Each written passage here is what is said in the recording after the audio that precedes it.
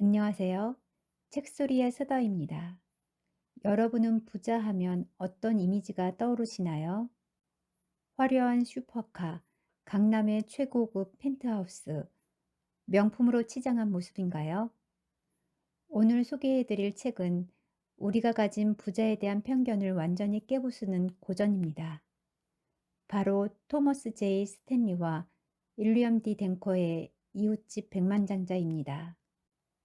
이 책은 피보다 진한 가르침으로 유명한 세이노 작가가 강력하게 추천한 필독서이기도 합니다.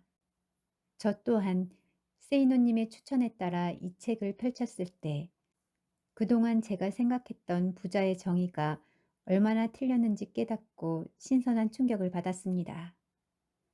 저자들은 20년 동안 1만 2천 명의 백만장자들을 추적 조사했습니다. 그 결과 진짜 부자들은 부자 동네에 살지 않았고 오히려 평범한 동네에서 소박한 옷차림으로 우리 곁에 숨어 있었다는 사실을 발견했습니다. 그들은 자산을 불려 엄청난 부를 축적한 사람과 소득은 높지만 소비가 많아 실속 없는 기대 이하의 부를 축적한 사람을 날카롭게 구분합니다. 자본주의가 시작된 이래 변하지 않는 이 부의 법칙을 가장 잘 보여주는 곳이 바로 이 책에 들어가는 글 서문입니다. 그럼 백만장자들의 실체를 밝히는 이 책의 도입부 서문 내용을 먼저 낭독해 드리겠습니다. 20년 전 우리는 부자가 되는 방법을 연구하기 시작했다. 처음에는 일반적인 연구 방법을 택했다. 즉, 미국 전역의 소위 부자 동네 사람들을 대상으로 조사를 시작한 것이다. 그러나 비싼 집에 살고 고급차를 모는 사람 중에는 사실 큰 부자가 아닌 사람이 더 많았다. 범접할 수 없는 정도의 부를 가진 이들 대다수가 부자 동네에 살지 않았다. 우리가 알아낸 이 작은 사실 하나가 우리의 인생을 바꿔 놓았다. 우리 연구팀의 일원인 토머스 스탠리는 그 덕분에 학문적 경력을 쌓아 미국 부유층 대상으로 하는 마케팅에 관한 책을 3권이나 쓸 수 있었으며 부유층에게 상품과 서비스를 제공하는 기업들을 컨설팅할 수 있었다. 게다가 스탠리는 미국 상위 10대 금융 서비스 기업 중 7개 기업을 위해 부유층에 관한 조사를 실시하였다. 우리는 부유층을 타깃으로 한 마케팅을 주제로 지금까지 수백 차례나 세미나를 열었다. 우리가 말하려는 것에 그토록 많은 사람이 관심을 쏟은 이유는 무엇일까? 진짜 부자가 누구인지, 그리고 누가 부자가 아닌지를 우리가 알아냈기 때문이다. 그러나 그보다 더 중요한 것은 보통 사람이 부자가 될 수 있는 방법을 알아냈다는 것이다. 그렇다면 우리가 발견한 이 사실들이 왜 그토록 중요한 걸까? 그것은 바로 대부분의 사람이 미국의 부에 관해 완전히 잘못된 인식을 갖고 있기 때문이다. 부는 수입과 반드시 일치하지는 않는다. 만일 당신이 해마다 많은 수입을 벌어들이면서도 그것을 다 써버린다면 부유해지는 것이 아니다. 단지 부유층의 생활을 누리고 있을 뿐이다. 부는 축적하는 것이지 소비하는 것이 아니다. 어떻게 하면 부자가 될 수 있을까? 이 점에 관해서도 대부분의 사람이 잘못된 인식을 가지고 있다.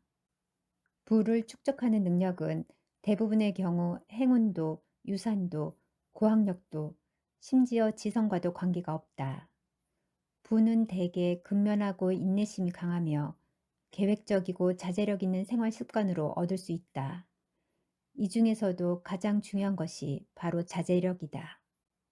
왜 나는 부자가 아닐까? 많은 사람이 자신에게 늘 이런 질문을 던진다.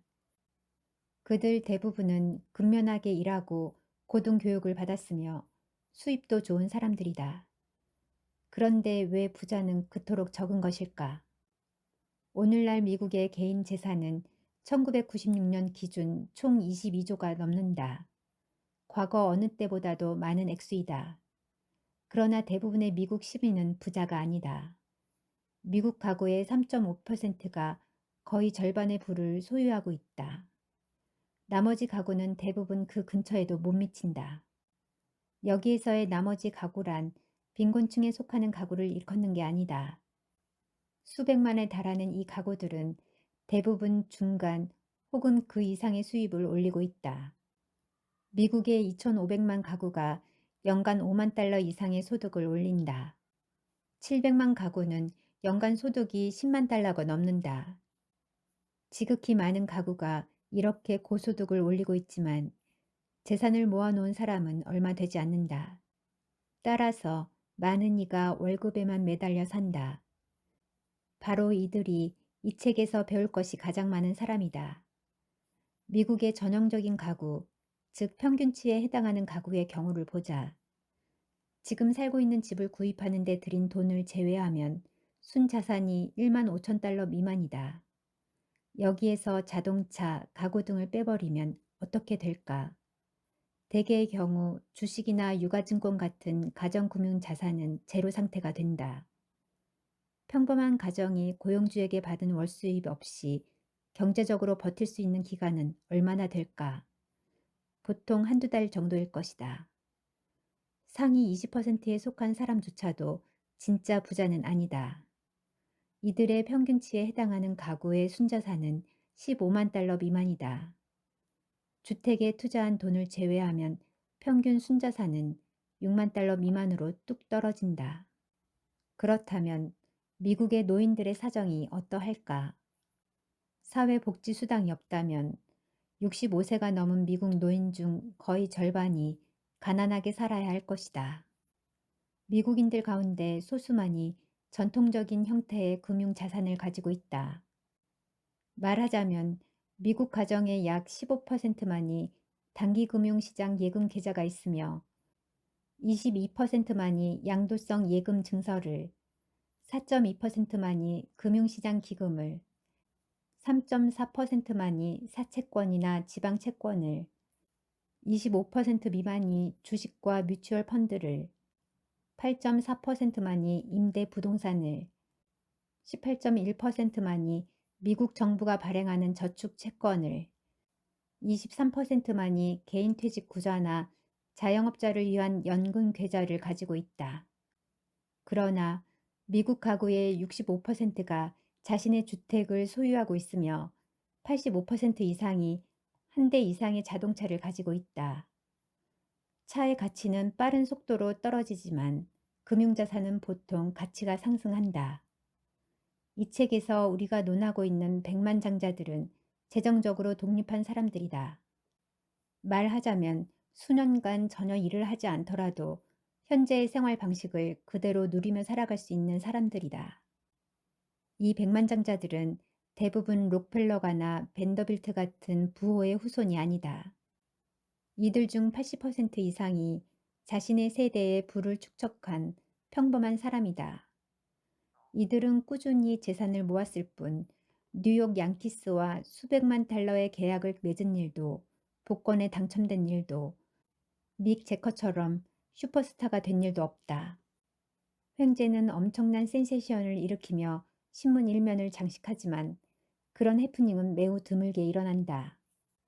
성인이 된 뒤 그런 방법으로 부자가 될 확률은 0.025%도 안 된다. 순자산 100만 달러 이상의 범주에 속하는 미국 가구 비율이 3.5%인 것에 비하면 매우 낮은 확률이다. 부자가 되는 사람은 누구인가? 대개 부유한 사람은 성인기의 전 생애를 한 도시에서 살아온 사업가이다. 이들은 소규모 공장이나 여러 개의 개인 체인점 또는 서비스 회사를 가지고 있다. 또한 이혼 경험이 없는 기혼자이다.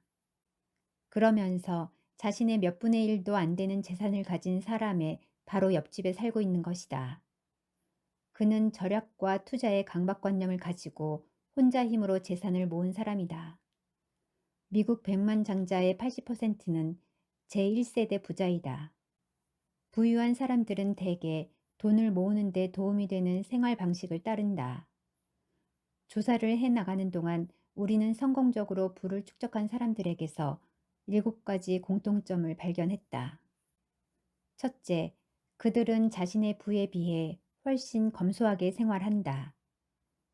둘째, 그들은 부를 축적하는 데 도움이 되도록 시간과 에너지와 돈을 효율적으로 할당한다. 셋째, 그들은 상류층이라는 사회적 지위를 과시하는 것보다 재정적 독립을 더 중요시한다. 넷째, 그들의 부모는 성인 자녀에게 경제적 지원을 하지 않는다. 다섯째, 그들의 성인 자녀들은 경제적으로 자립하고 있다. 여섯째, 그들은 돈 벌 기회를 잡는 데 능숙하다. 일곱째, 그들은 적절한 직업을 선택했다. 이 책에서는 위와 같은 부자들의 7가지 특징을 공부하게 될 것이다. 이 7가지 특징들을 스스로 개발하도록 하라. 방금 들으신 서문의 내용처럼 어떻게 하면 부자가 될 수 있을까 하는 점에 대해서도 대부분의 사람은 잘못된 인식을 가지고 있습니다.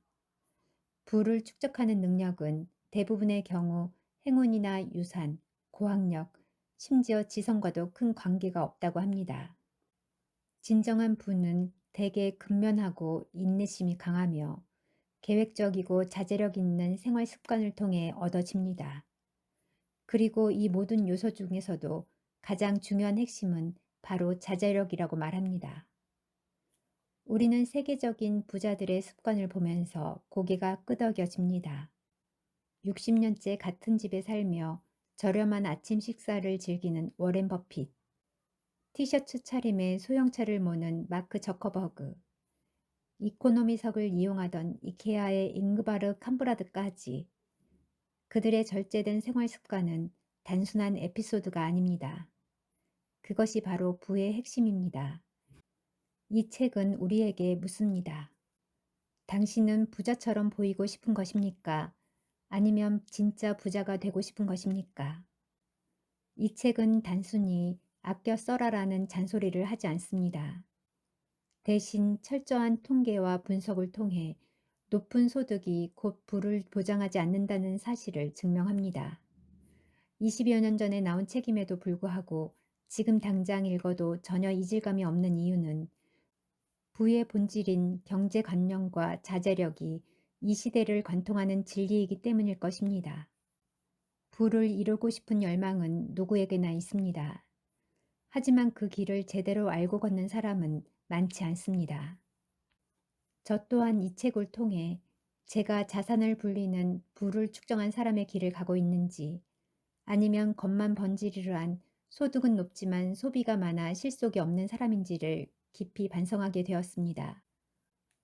진짜 부자가 되는 의미 있는 길잡이가 필요한 분들, 그리고 세이노님이 강조한 부의 기초 체력을 기르고 싶은 분들께 이 책 이웃집 백만장자를 꼭 권해드리고 싶습니다. 오늘도 여러분의 경제적 자유와 성장을 응원합니다.